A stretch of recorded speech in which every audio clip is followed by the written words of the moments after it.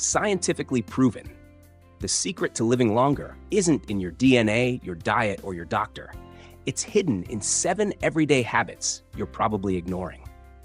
If you're over 60 and afraid of fading health, this might be the wake-up call your future self will thank you for.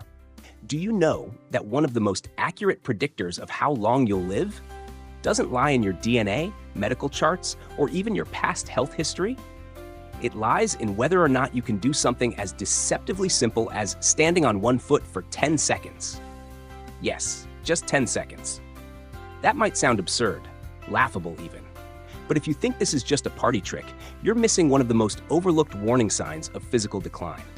Because when your balance starts slipping, your entire foundation, muscular, neurological, and even cognitive, could already be cracking underneath you. Thanks for joining us here on Voice of Age, a warm space for real talk about life, health, and heart in our later years. Before we dive deep into this eye-opening truth, make sure you subscribe to the channel. Your support gives us the fuel and motivation to keep bringing life-changing, soul-deep content for those who refuse to age quietly. Let's talk about something few want to hear, but everyone should know. Aging doesn't sneak up with a dramatic moment. It begins in whispers. Small stumbles, weaker handshakes, slower steps. And often, the body sends warnings long before we realize we're ignoring them. One of the clearest is balance. The ability to stand on one foot for at least 10 seconds isn't just about coordination. It's a reflection of your nervous system's integrity, lower body strength, and how quickly your brain and body communicate.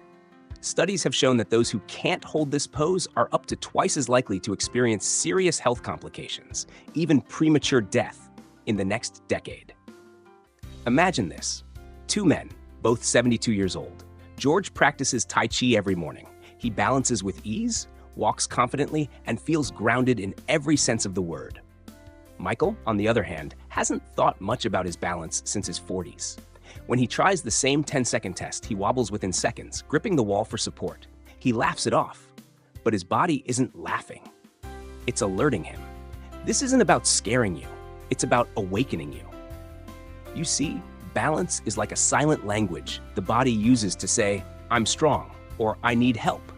And the beauty of this signal is that it's both diagnostic and reversible.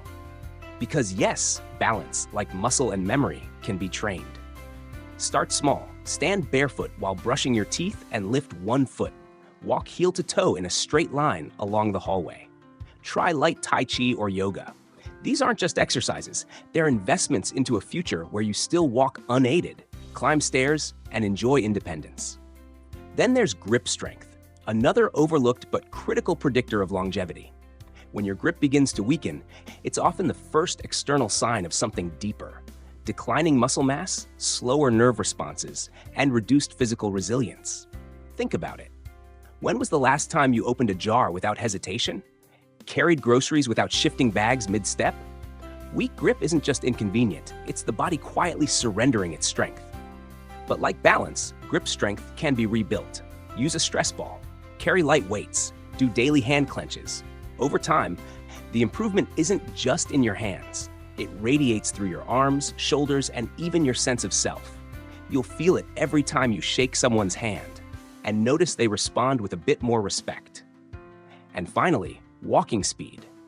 The pace at which you move through space isn't just habit or preference. It's one of the most reliable indicators of how your heart, brain, and muscles are working together. In fact, some researchers refer to walking speed as the 6th vital sign.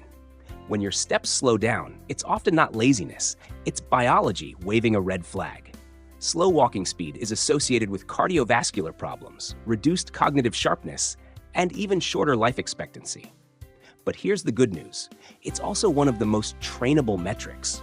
Just by walking more, challenging yourself with stairs, or carrying light resistance, you can literally step back into strength. Balance, grip, gait. These aren't just physical functions, they are survival tools. If you lose them, the walls close in. But if you strengthen them, even gently, consistently, they become pillars that hold up the life you still want to live. So, test yourself. Be honest, and then get to work. Not for vanity, not for pride, but for freedom. Because aging is not about counting down years. It's about protecting the quality of the years you still own. and those years begin with your body's foundation.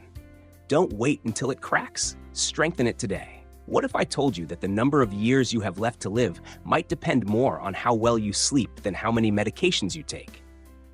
That while the world chases treatments, surgeries, and diets, one of the most powerful forms of healing, perhaps the most underestimated, is already happening every night, or at least it should be. Sleep is not a break from life. It is life's engine room. It's where your body repairs, where your immune system fortifies, and, perhaps most mysteriously, where your brain cleanses itself. During deep sleep, your brain flushes out toxins, resets its chemistry, and stores your memories. Without it, everything you are, your clarity, your emotions, your resilience, begins to erode. Too often we hear older adults say, sleep just isn't what it used to be, or it's normal to sleep less as you age. But normal doesn't mean harmless. Interrupted sleep, shallow rest, waking up feeling drained, these aren't signs of aging gracefully. They're signs of a body under quiet stress. Take a moment and think about your own nights. Do you wake up multiple times? Struggle to fall back asleep? Toss and turn with a racing mind or an aching back? These experiences might seem minor, but over time they chip away at your physical strength and emotional balance. The consequences can be as serious as heart disease, memory loss, weakened immunity, or depression. The story of Peter, a retired engineer, speaks volumes. After turning 73, he began waking up at 2 or 3 a.m., unable to return to sleep. He shrugged it off until his blood pressure spiked, his memory grew foggy, and he found himself too tired to play with his grandchildren. When he finally sought help, his doctor didn't prescribe another pill. Instead, they built a sleep routine: consistent bedtime, no screens after 8 p.m., morning sunlight exposure, and light stretching before bed. Within weeks, his sleep deepened. Within months, so did his energy, focus, and joy. Good sleep doesn't just happen. It's created through rituals, habits, and respect for the body's internal clock. And the truth is, your sleep is your compass. When it's off, everything else starts to veer out of alignment. Ask yourself, do you feel rested when you wake up? Do you dream? Does your body feel lighter or heavier in the morning? These questions aren't trivial. They're diagnostic. They reveal whether your nights are nourishing your future or quietly stealing from it. You don't have to accept poor sleep as the cost of aging. You can reclaim it. And in doing so, you're not just adding years to your life, you're restoring the vitality in the years still to come. Sleep is not passive, it is purposeful. Treat it that way, and it will return the favor, night after night, year after year. There's something quietly devastating that happens as we age, something many overlook until it's too late. It's not dramatic, not visible like gray hair or wrinkled skin. It happens slowly, subtly, almost invisibly. The loss of appetite. We tend to dismiss it. I just don't feel hungry anymore, someone might say. I eat less because I don't move much. But here's the truth. When your appetite fades, it's not just your interest in food that disappears. It's your body's way of saying something deeper is shifting. Your digestion, your hormones, your metabolism, and even your mental health could be declining, long before the scale shows a drop in weight or the doctor points to a nutrient deficiency. Appetite is not just about cravings. It's about survival.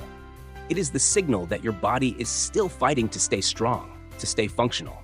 And when that signal weakens, everything else begins to follow. Consider Eleanor, 74, who began skipping breakfast and barely touched her dinner. She claimed she simply wasn't hungry and assumed this was part of growing older. Over time, she lost muscle mass, her energy dipped, and she began falling asleep during the day. What seemed like harmless disinterest in food turned out to be early signs of undernourishment, an issue that increased her risk for falls, infections, and even depression. Older adults need more nutrients, not fewer. But ironically, they often eat less, and not just in quantity, but in quality. Easy-to-prepare processed foods replace fresh meals. Meals become solitary and rushed instead of social and nourishing. And without knowing it, the body begins to operate on a deficit it can't recover from. But this isn't irreversible. The moment you recognize appetite loss as a red flag, not just a passing phase, you can take back control. Start by making food feel meaningful again. Eat with someone, even over a video call.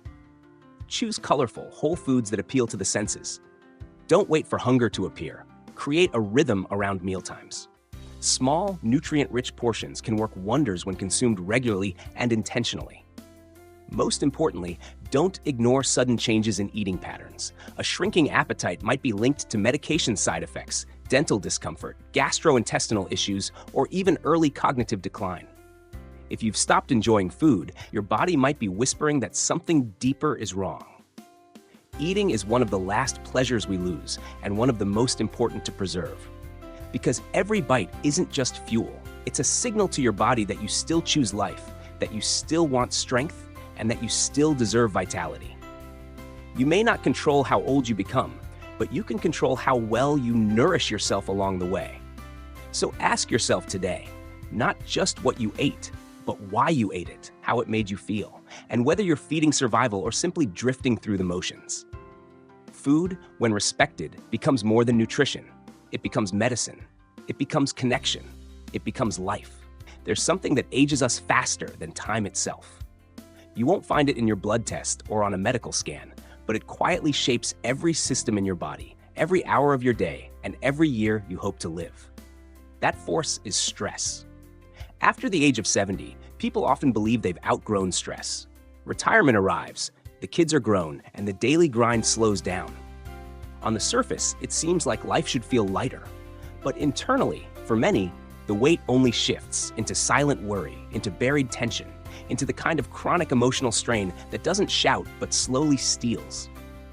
It's not always about big events. Sometimes it's the fear of decline, the grief of losing friends, the loneliness of no longer feeling needed. And sometimes it's the small daily thoughts that chip away at resilience, regrets, what-ifs, and worries over things far beyond control. Chronic stress is no longer just a mental state. It becomes a biological force. It raises cortisol levels, disrupts sleep, weakens the immune system, elevates blood pressure, and accelerates inflammation throughout the body. And inflammation, as researchers have shown again and again, is a root cause in nearly every major age-related disease, heart conditions, dementia, arthritis, and more. Consider Harold, 76, a man who seemed healthy on the outside. But he carried a lifetime of pressure with him, unresolved guilt from the past, a constant fear of being a burden, and the shame of asking for help. His shoulders were always tense, his mind never quiet. Over time, he developed hypertension, digestive issues, and chronic fatigue. When his doctor suggested medication, Harold paused and asked, "What if what I really need is to learn how to let go?" Letting go doesn't mean giving up. It means learning how to protect your peace. It means learning how to face life, not with resistance, but with steadiness. This doesn't require a dramatic change. Sometimes it starts with 3 deep breaths before you speak, a walk around the block instead of another hour watching the news, writing down a worry instead of carrying it all day, or calling someone who listens without fixing, just so you can feel heard. Resilience in old age isn't about pretending nothing hurts. It's about knowing what to release, what to hold on to, and what to accept. It's about choosing peace over control, breath over reaction, and connection over isolation. You can't always stop stressful things from happening, but you can stop carrying them the same way. Your body will thank you, your mind will clear, and slowly, quietly, you'll begin to feel like you again, not the version burdened by time, but the one rediscovering calm after the storm. The truth is, calm is not passive. It's strength in its most mature form. And when you learn to master it, you give yourself not just more years, but better ones. There's a quiet truth about longevity that few talk about, and it has nothing to do with vitamins, exercise, or genetics. It's something far more human, far more emotional, and often far more painful to admit. It's the presence or absence of connection. As we grow older, our world tends to shrink. Friends move away or pass on. Children build lives of their own. Physical limitations make social outings more difficult. And somewhere along the way, the calendar becomes emptier, the phone rings less, and the silence grows louder. But this isn't just an emotional ache, it's a medical concern. Loneliness, especially chronic and unacknowledged, has been linked to a higher risk of heart disease, depression, cognitive decline, and even early mortality. Some researchers have gone as far as to say that social isolation is as harmful as smoking 15 cigarettes a day. Human beings are wired to belong. We thrive not just on food and rest, but on conversation, shared laughter, eye contact, and the simple joy of being remembered. After 70, these interactions aren't just niceties, they're lifelines. Think of Margaret, 78, who lives alone in a quiet neighborhood. For years, she didn't see her days as lonely, just simple, peaceful. But her mood began to dip. She slept more during the day, struggled with memory, and no longer had an appetite. It wasn't until a neighbor invited her to a weekly book club that things changed. One meeting led to a conversation. That conversation led to shared coffee. And slowly, her vitality began to return, not because of a medical intervention, but because someone said, "You matter." Staying connected doesn't require a crowd. It requires presence, mutual, sincere, consistent presence. A weekly phone call to a sibling, a standing breakfast with an old friend, joining a class, a choir, a walking group, or even volunteering at the library. These aren't just activities, they're oxygen for the soul. What's important to remember is that isolation doesn't always look like sadness. Some people become quiet, distant, or even overly self-sufficient. They say, "I'm fine on my own," because vulnerability feels too risky. But under that armor, the heart still longs to be seen. If you found yourself slowly retreating from others, or if you've noticed someone around you doing the same, don't wait for a dramatic invitation. Sometimes the most powerful gesture is a simple one, a message, a knock on the door, a shared meal. Longevity isn't just about how strong your body is. It's about how open your heart remains. The relationships we build, nurture, or rekindle are not background noise. They are medicine. They keep us mentally sharp, emotionally alive, and physically grounded. In the end, the people you choose to walk alongside in your later years may determine how far and how fully you go. Reach out, not because you're lonely, but because you're still alive.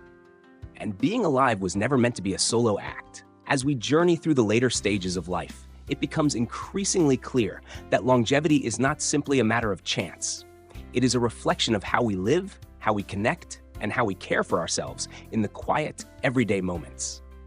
It's not found in miracle pills or distant medical breakthroughs, but in the subtle signals our bodies and minds send us each day.